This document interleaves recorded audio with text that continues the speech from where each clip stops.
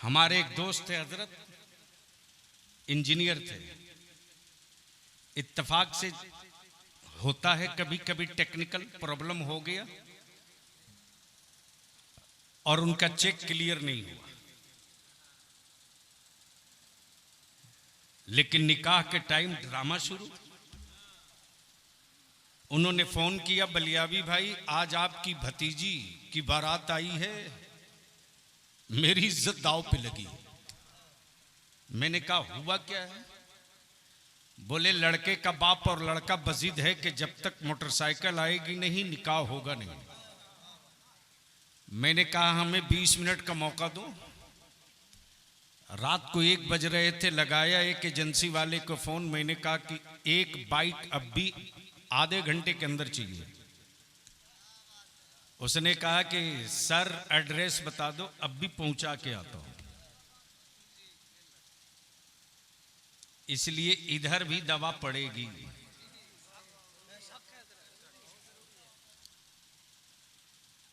पूरी दुनिया लगी हुई है, रोक लो इस्लाम को।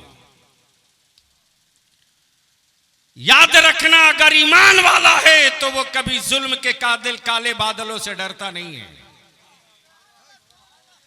अमा जब पूरी दुनिया का कुफ्र मिलकर 313 को ना डरा सका, कब बोलोगे? बोलोगे तो बोल दूंगा। 22,000 यजीदी मिलकर 72 को न डरा सके।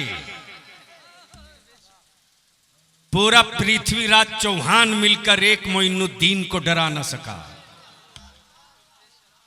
और पूरा सऊदिया का खरीदा मुल्ला मिलकर के एक बरेली के अहमद रजा को न डरा सका। ईमान वालों को डराने की औकात कुफ्र को नहीं है। लेकिन आज इस्लाम को डर सबसे ज्यादा मुसलमान से है।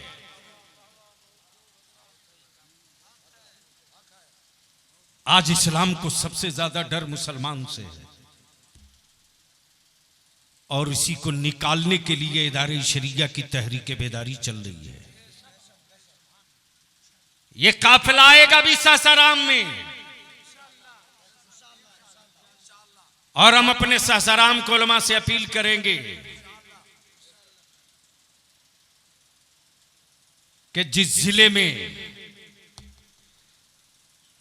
कदीम से कदीम तरीन दरसगाहें हों, उसके गिरदो नवाह में नबी की मिलाद की मुखालफत की चिंगारी निकले तो हमें इनसे शिकवे का कोई हक नहीं। हमको अपना एहतसाब करना चाहिए कि चुक हमसे कहां हुई। इसलिए मेरे जुमलों से किसी को दर्द हो तो हुआ करे। अरे गैरों में कहां दम था जो मेरी मस्जिदों के मीनारों की तरफ पलट कर देखे। बलियाबी का एक ही दर्द है मुसलमान। कल तक हम इस्लाम की अजमत बचाने के लिए जंग लड़ रहे थे। कौन सा गंदा लुकमा उतर गया मेरे घरों में? कहां से गंदा पानी आ गया मेरे खानदान में कि अब मुसलमानों को अपनी बेटियां बचाने की बात करनी पड़ रही है।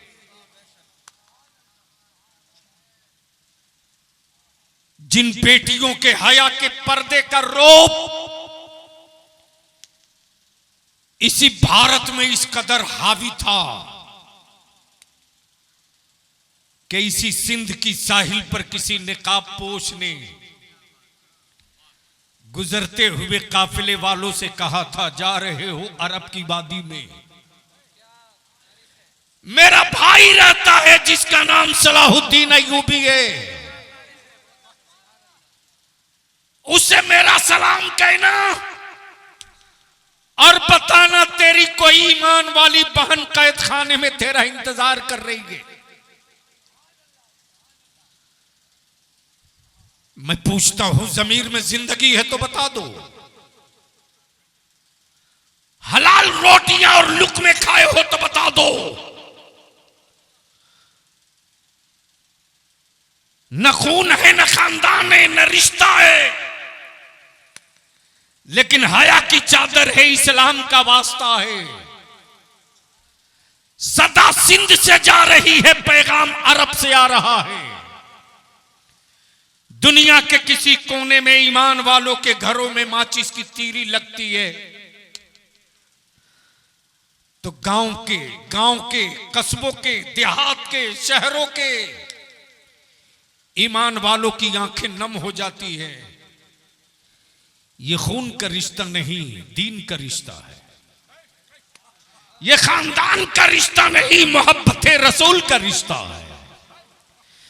ये बेरादरी का रिश्ता नहीं, इस्लाम का रिश्ता है। मैं पूछता हूं ईमान वाला, बता मुझको, कल तक जिस कौम की बेटियों की चादर देखकर कुफ्र की आंगन की बेटियां कहती थी काश मेरा बाप भी ऐसे ही हया की चादर देता, आज क्या हो रहा है? आज क्या हो रहा है? बलियाबी जो देख रहा है कि 10 साल के बाद हमारे मुल्क में हमारी नस्लों का क्या होगा, उसका तस्करा आज कर दे रहा है।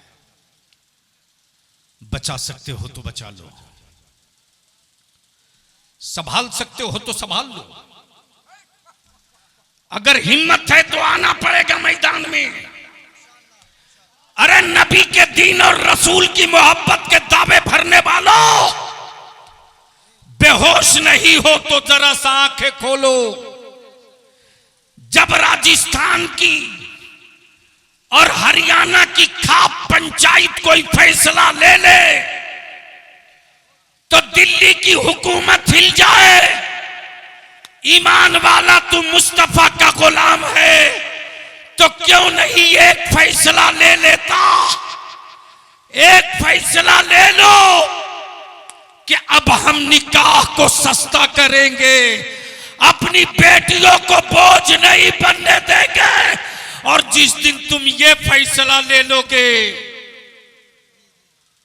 उस दिन बेटियों की पैदाइश के बाद बाप गरीबी पर मातम नहीं करेगा, बेटी की पैदाइश पर लड्डू बांटेगा, लड्डू बांटेगा। इसलिए मैं कह रहा हूं और रात दिन खूने जिगर जला रहा हूं, माफ करना आजकल कुछ हराम खोरों की तादाद ज्यादा बारात जा रही है। बोलो सही है कि गलत है?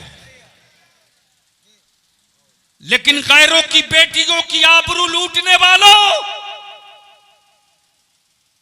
याद रखना कल मैदाने महशर में रसूलुल्लाह की बेटी सैयदा फातिमा ज़हरा ने तेरा दामन थाम लिया तो क्या जवाब दोगे?